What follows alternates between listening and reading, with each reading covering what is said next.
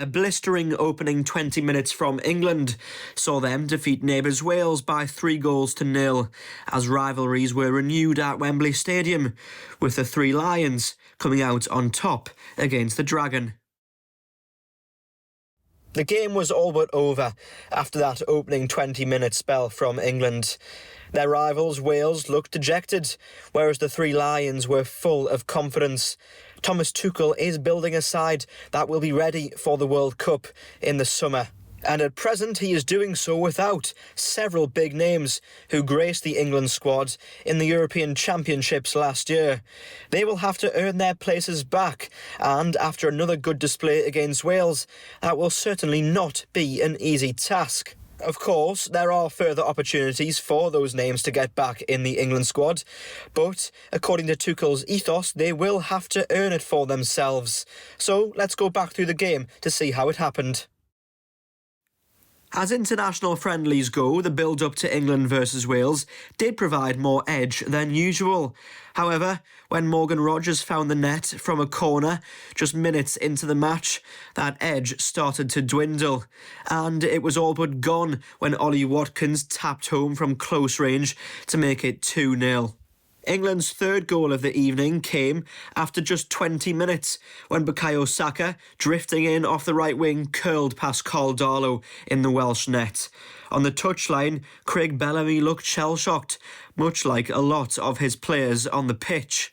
With the outcome all but decided by half-time, Wales opted mainly for damage limitation in the second half, and they did create some of their own openings, whilst England were unable to add to their tally, with Thomas Tuchel slightly frustrated with the lack of atmosphere from the home fans.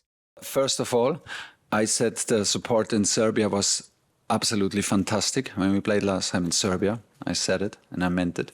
I love English football and I love English football fans and the support they give. But I think today the atmosphere did not match the performance on the field. Just following on from that, Thomas, you went away to the Belgrade Bear Pit, I think it was called. There was a hostile, passionate crowd from the Welsh travelling fans tonight. What have you learnt from your players about how they react to sort of hostile atmospheres in matches? No, I felt it like more demanding to play in Serbia, but we managed that well. And also today, I think the support was, I heard the support for the Welsh team throughout the whole match, but it had no effect on us. We played with a lot of effort. We played very smart. We only had 1.5 days to prepare a very complicated opponent because they're very well drilled and very well coached, even in the deep build-up. So we still wanted to play a high pressing. We wanted to have a lot of ball wins, and we had it. First 20 minutes were tough. It's a very difficult place to come without starting the way we did. Made it very difficult for ourselves against, as we know, a very good opposition. With their intensity, physicality, they were able to